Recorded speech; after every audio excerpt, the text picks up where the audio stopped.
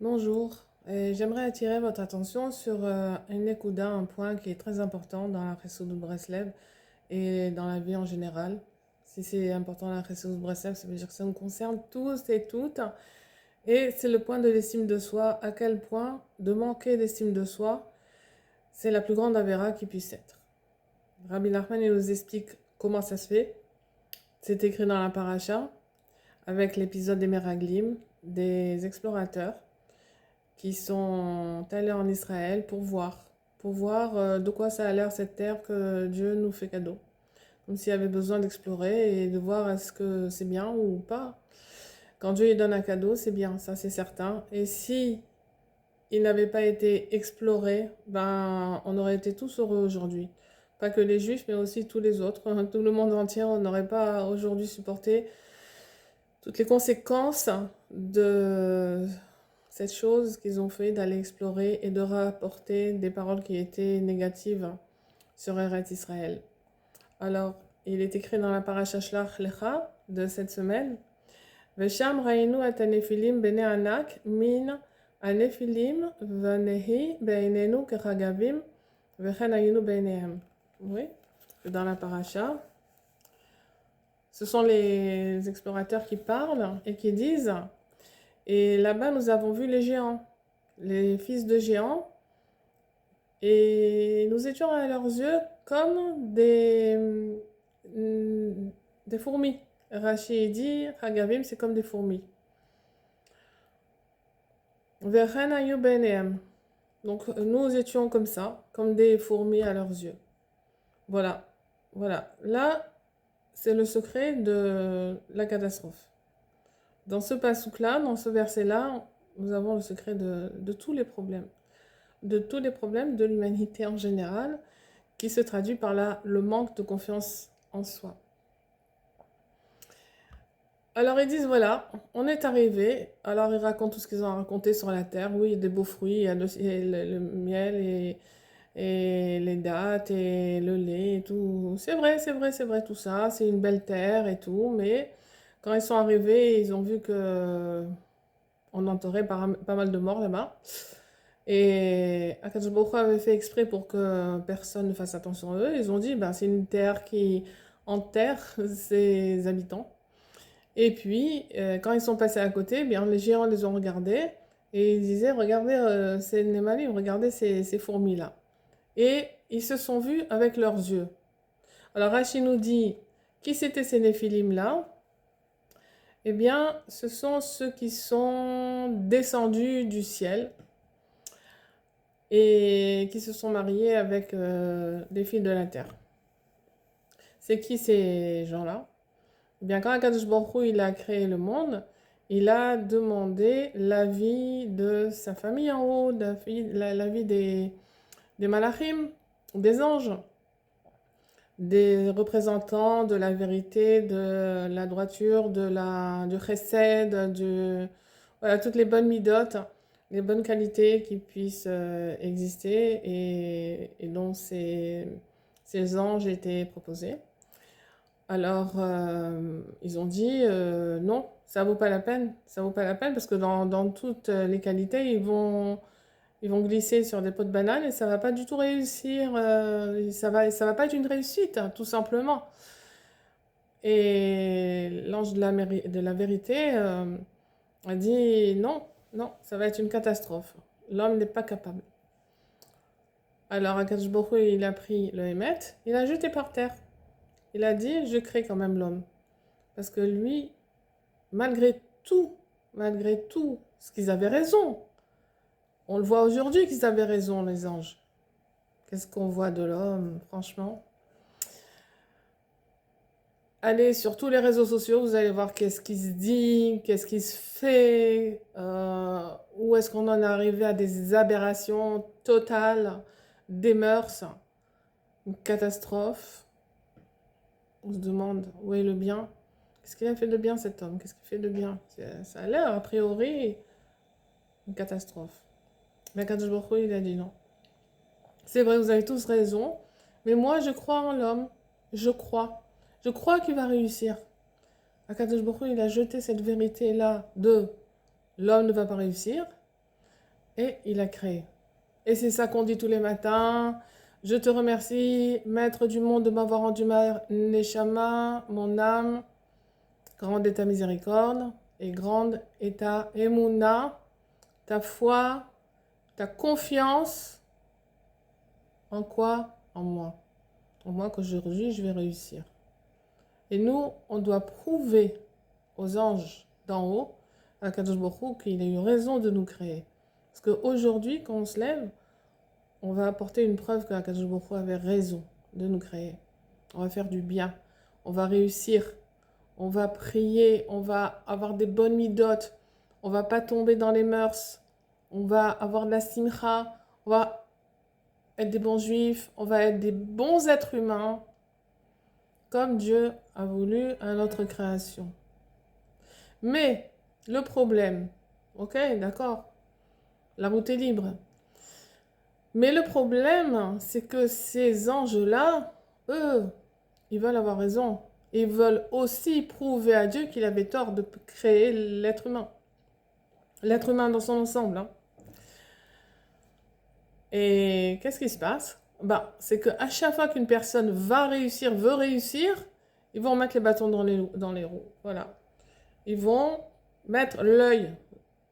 D'où il vient cet œil-là qu'on veut se cacher de cet œil-là de Caïn. Il vient d'en haut, il vient de ces anges-là qui nous ont vus d'un mauvais œil.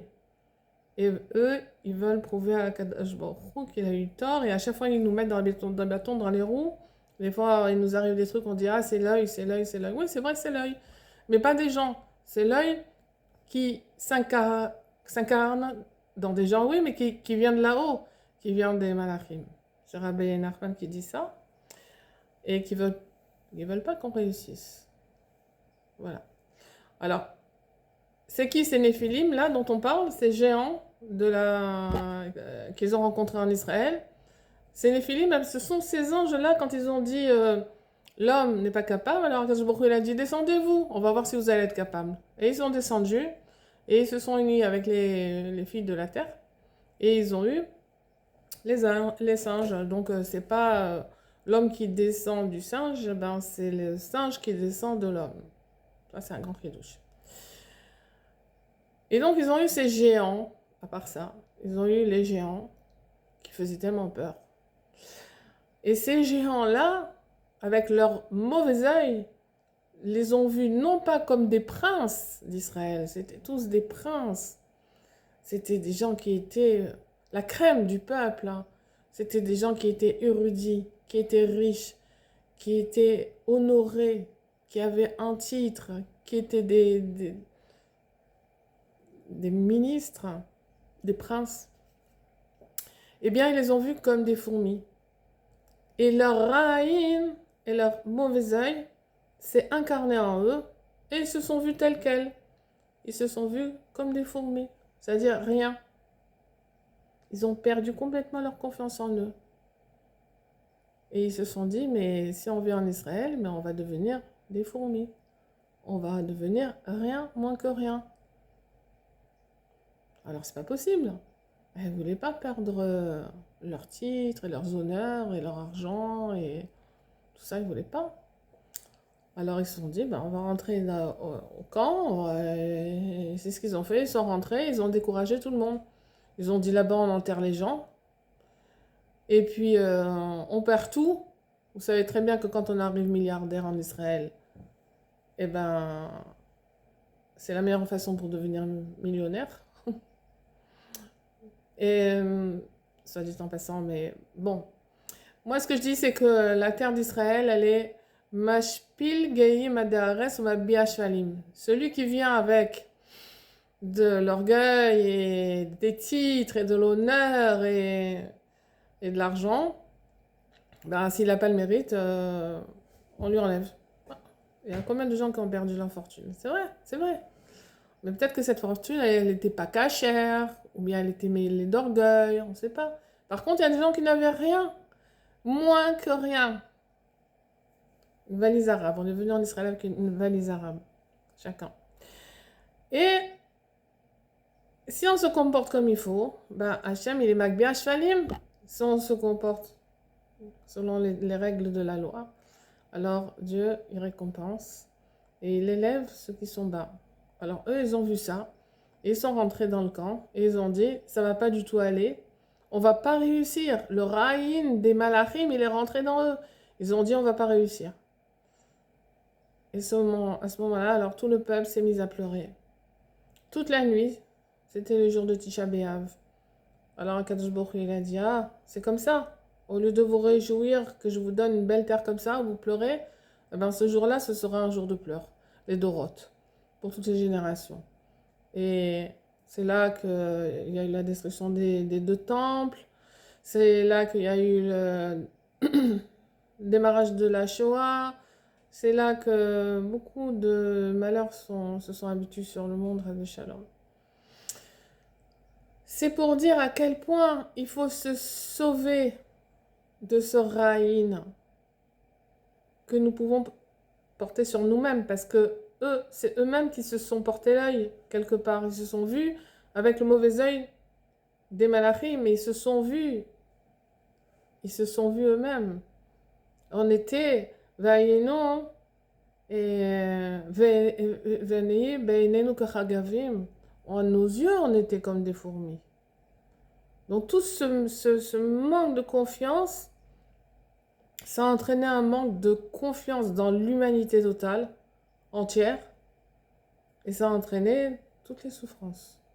Toutes les souffrances que nous vivons actuellement aussi, et en Eretz Israël, et dans le monde entier. C'est pas que je veux culpabiliser, mais on a une responsabilité en tant que peuple juif envers l'humanité. On est là pour emmener la parole d'Hachem, on est là pour emmener la royauté de Dieu sur terre. On est là pour ça. Quand je suis revenue de France en Israël, c'est un musulman qui était le taxi. Et il m'a dit, voilà, si c'était pas les juifs, le monde il exploserait. Regardez toutes les réussites, le commerce, les constructions, les ci, les ça, les l'autre. J'ai dit non, il y a une erreur, excusez-moi, nous on n'est pas fait pour ça. Ah, peut-être que oui, c'est ce qui se passe, mais nous on n'est pas fait pour ça. Nous, on est là pour faire régner Dieu sur terre. C'est pour ça qu'on est là. Donc il faut avoir confiance en soi, il faut y croire. Ce que je pense aussi, parce que ça concerne tout le monde, on a tous ce manque de confiance depuis qu'on est né, j'ai l'impression que c'est dans les jeunes. J'ai comme l'impression que c'est là depuis la faute du premier homme. Et on s'en veut, et nous on était inclus dans le premier homme, on était inclus dans Adam Arishon.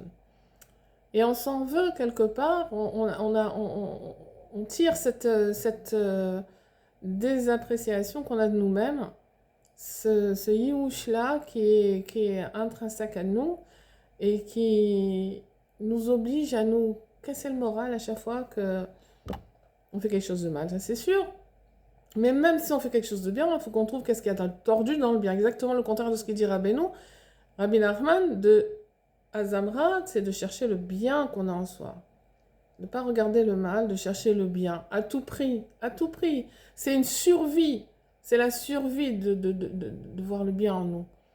Et c'est conseillé et c'est obligé pour vivre, pour survivre déjà, et pour arriver à un accomplissement de nous-mêmes, de notre rôle sur Terre, de qui nous sommes, pour nous trouver et arriver à accomplir la volonté de Dieu, à la découvrir déjà, et à l'accomplir, et à faire régner Dieu sur terre. Donc c'est une obligation d'avoir confiance en soi. Ça coûte rien.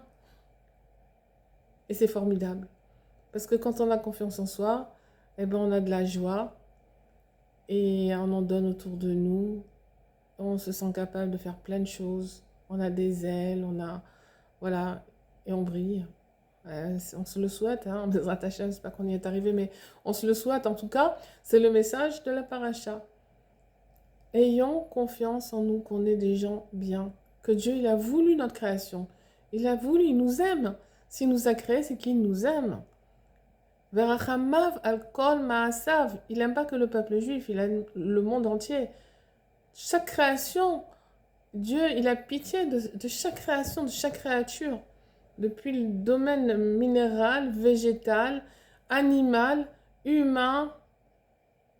Dieu, il aime toute la création, il nous aime. Et il nous aime, il faut en être persuadé. Donc prenons confiance et voyons les bons points et disons-nous que Dieu, il veut notre création, il veut notre vie, il veut et il croit en nous. Voilà. C'est une grande faute de ne pas croire en nous-mêmes parce que Dieu, il croit en nous. Alors honorons-le, honorons Dieu et ayons confiance en nous. Et je suis persuadée que avec l'aide d'Hachem, de Dieu et du tzaddik, tout ira parfaitement bien et ce sera la solution de tous les problèmes. À très bientôt, et Hatzlacha.